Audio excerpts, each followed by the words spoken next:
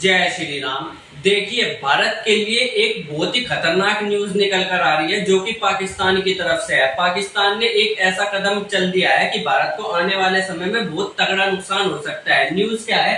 Saudi अरब और पाकिस्तान के बीच में एक ऐसा समझौता हो गया है कि अगर कोई देश सऊदी अरब पर हमला करता है तो पाकिस्तान पर भी हमला माना जाएगा, और अगर कोई देश पाकिस्तान पर हमला करता है तो हमला सऊदी अरब पर भी माना जाएगा। ये चीज कहां से है? ये चीज नाटो कंट्री से है। नाटो कंट्री क्या है? 20 देशों का एक संगठन है। क्या है इसमें खास बात? ये है कि अगर 20 की 20 कंट्री में से कोई भी देश एक देश पर हमला करता है, जैसे कि भारत ने नाइजीरिया पे हमला कर दिया, तो भारत क्या करेगा? ये सारे के सारे जितने भी नाटो देश है, ये सारे के सारे मिल करके क्या कर देंगे? भारत पर हमला कर देंगे।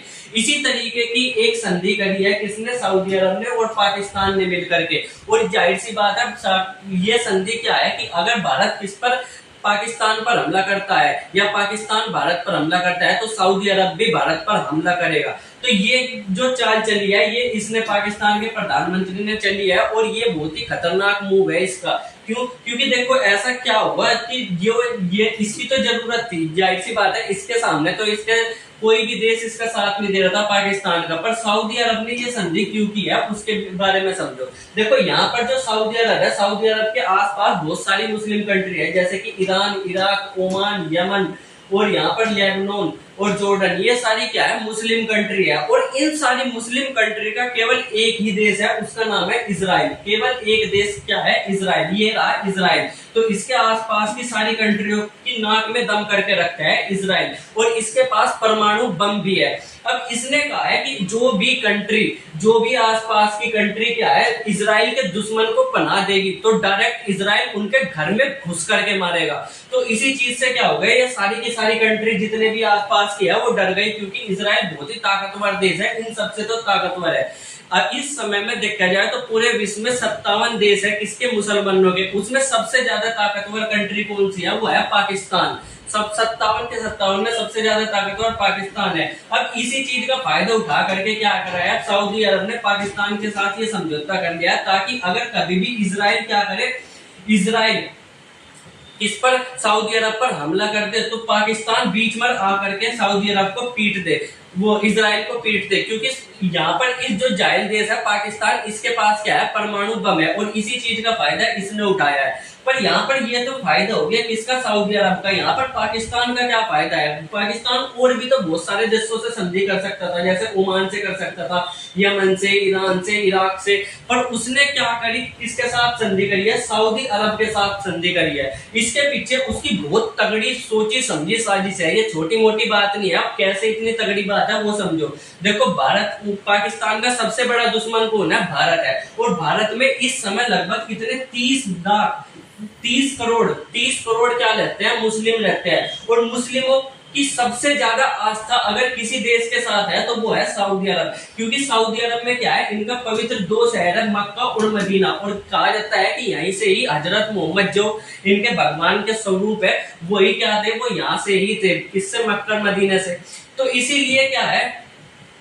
इसीलिए सऊदी अरब जो है वो मुसलमानों के लिए एक पवित्र कंट्री है, पवित्र देश है। और अगर कोई भी देश सऊदी अरब पर हमला करता है तो मुसलमान क्या करेंगे? हमेशा सऊदी अरब का ही साथ देंगे, चाहे कहीं का भी मुसलमान हो, चाहे वो पाकिस्तान का मुसलमान हो, चाहे यमन का मुसलमान हो, चाहे ओमान का मुसलमान हो, चाहे किसी भी देश का मुसलमान हो। अगर कोई भी देश सऊदी अरब पर हमला करेगा तो सारे के सारे मुस्लिम एक साथ इकट्ठा होकर के सऊदी अरब का साथ देंगे। अब इसी चीज को देख करके यहाँ पाकिस्तान ने संधि करी है सऊदी अरब के साथ, क्योंकि अगर भारत कभी भी पाकिस्तान पर आने वाले समय में हमला करता है, आने वाले समय कभी भी 10 साल बाद, 20 साल बाद कभी भी हमला करेगा, तो सारे के सारे इधर से क्या आएगा? सऊदी अरब भी पाकिस्तान के साथ आएगा। और भारत में जितने भी मुसलमान हैं वो सारे के सारे सऊदी अरब के साथ हो जाएंगे। पाकिस्तान के साथ वो खड़े हो या ना हो, सऊदी अरब के साथ वो जरूर खड़े होंगे। और इसी वजह से क्या करेंगे? वो भारत में इस हमले का विरोध करेंगे। और यही पाकिस्तान चाहता है कि सारे के सारे जो मुसलमान हो भारत के, वो विरोध करें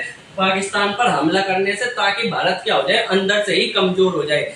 ठीक है, जब भारत पाकिस्तान पर हमला करेगा या पाकिस्तान भारत पर हमला करेगा तो पाकिस्तान की सबसे बड़ी साजिश यही है कि भारत में उस समय भयानक दंगे करवा दे ताकि वो युद्ध जीत सके। तो यहाँ पर दो तरीके की नीति होती है, पहली होती है कौन सी, सॉफ्ट नीति, दूसरी होती है हार्ड नीति। Soft power, hard power. Hard power में वे सारी चीजें आती है जैसे हथियार हो गए, बड़ी बड़ी मिलिट्री हो गई और सेना हो गई, ये क्या होती है, हार्ड पावर होती है। जैसे पिटाई करना, अगर किसी को आपको बच्चों को अपनी दो बात मनवानी है कि बाबू पानी पी ले, तो आपके पास दो तरीके के रास्ते होते हैं। पहला, उसकी छिटाई कर दो अच्छे तरीके से, इतने मुक्के मारो कि उसे पानी पीने के लिए बाध्य होना पड़े, वो पानी पी ले आपका बच्चा, ठीक है। तो ये होती है हार्ड नीति, यानी कि अपने ताकत दिखा करके किसी से अपनी बात मनवाना। दूसरी चीज होती है सॉफ्ट नीति। सॉफ्ट नीति का क्या मतलब होता है, बहुत ज्यादा मतलब प्यार से बात करना। प्यार से मतलब कि आप अपने बच्चे को कहेंगे, देख बाबू पानी पी ले, परी आएगी, पानी तुझे पिलाएगी, परी आएगी, ऐसी ऐसी चीजें करना। तो इन चीजों में क्या आता है, ज्यादातर कम्युनिकेशन आता है, यानी कि आप अपने बच्चे से अच्छे तरीके से बातचीत करो। जब दो लोगों की बातचीत करेंगे तो ये क्या होगी, हार्ड पावर, दोस्त बनेंगे, यानी कि दोस्ती जो हो गई एक तरीके की सॉफ्ट नीति होगी। इसी के साथ साथ साइंस और एजुकेशन क्या हो गई, एक तरीके की सॉफ्ट नीति हो गई, ठीक है। इसके अलावा जो एक प्रकार की जो खतरनाक सॉफ्ट नीति में आती है वो है कल्चर और धर्म।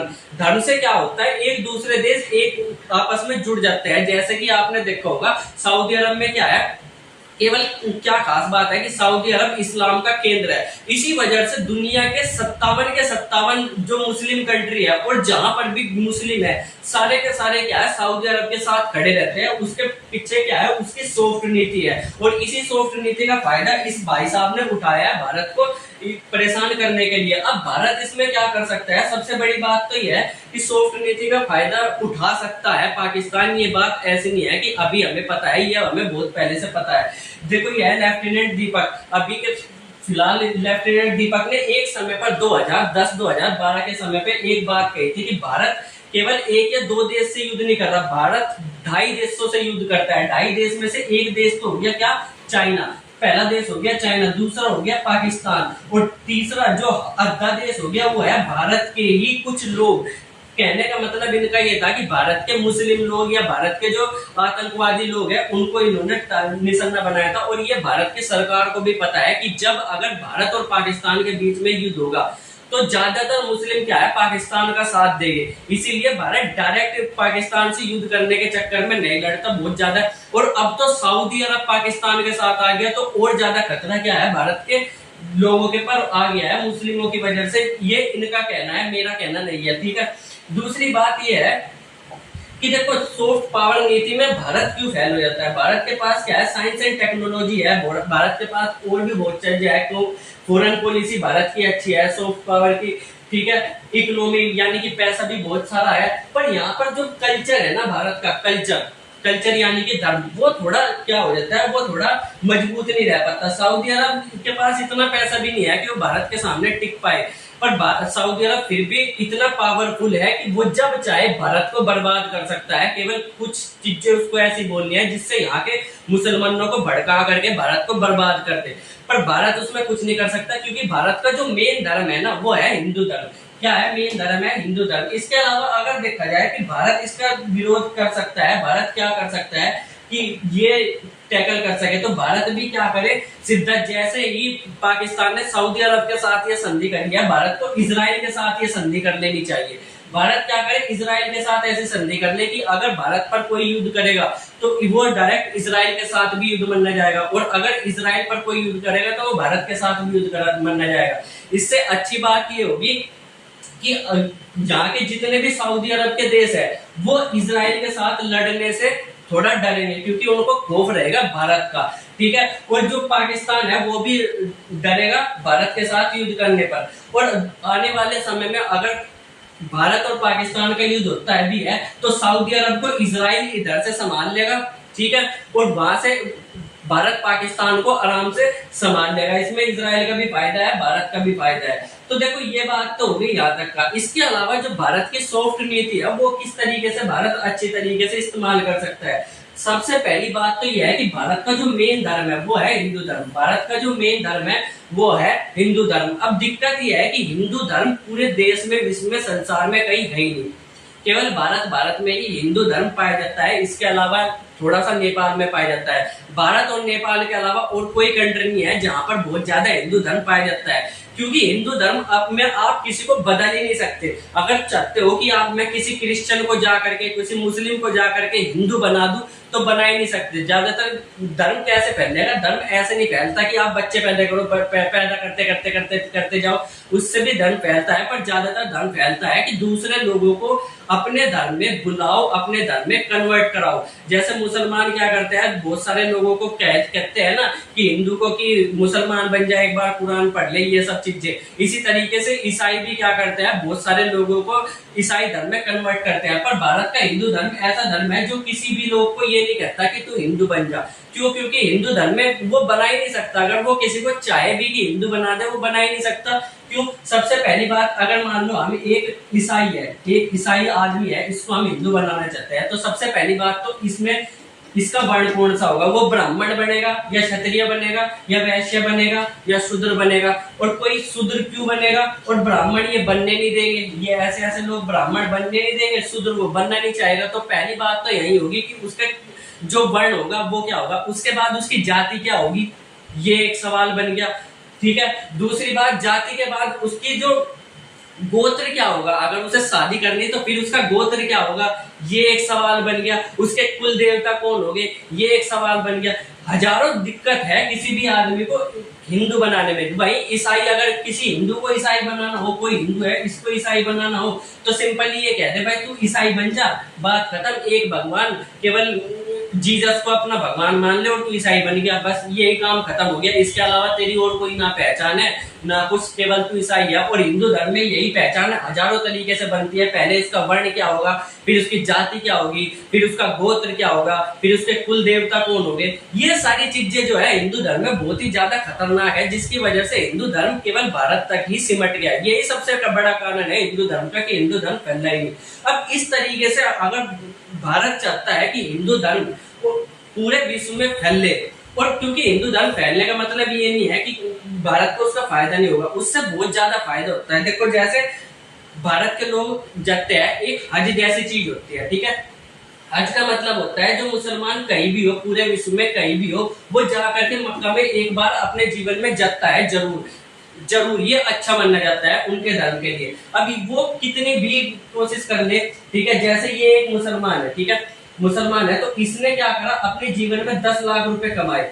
ठीक है। 10 लाख रुपए बड़ी मेहनत से कमाता है और इसका अंतिम मकसद यही होता है कि एक बार यहाँ पर चला जाऊं। अब ये 10 लाख रुपए लेकर के यहाँ पर मक्का में चला जाता है और उसके 10 लाख रुपए खत्म हो जाते हैं। यानी कि इसकी पूरे जीवन की कमाई कहाँ पर चली जाती है, मक्का में चली जाती है। ये एक अच्छी चीज होती है किसी देश के धर्म के लिए। और ज्यादातर धर्म इसीलिए अपना धर्म फैलाते हैं कि ज्यादातर लोग मुस्लिम बनेंगे तो वो हमारे देश में आएंगे, हमारे देश से अटैच हो गए, और हमारे आने वाले समय में जब भी हमें उन लोगों की जरूरत पड़ेगी तो वो हमारी मदद करेगी। इसी तरीके से अगर हिंदू धर्म भी बहुत ज्यादा देशों में फैल गया तो सबसे पहले अब वो कितनी भी कमाई हो तो वो क्या करेगा, मोक्ष पाने के लिए भारत में आएगा। वो 4 धाम की यात्रा करेगा और आएगा, उसके साथ साथ वो बहुत सारे पैसे लेकर के आएगा। तो इसीलिए क्या कर सकते हैं, बहुत ज्यादा लोगों को क्या करे, कन्वर्ट कर सकते हैं हिंदू धर्म में। ठीक है। इसके अलावा पर ये होगा कैसे, सबसे बड़ी दिक्कत तो यही है। तो सबसे पहले भारत सरकार को क्या करना चाहिए, मोदी जी को क्या करना चाहिए, सारे लोगों को, जितने भी हिंदू धर्म के बड़े बड़े लोग हैं, चाहिए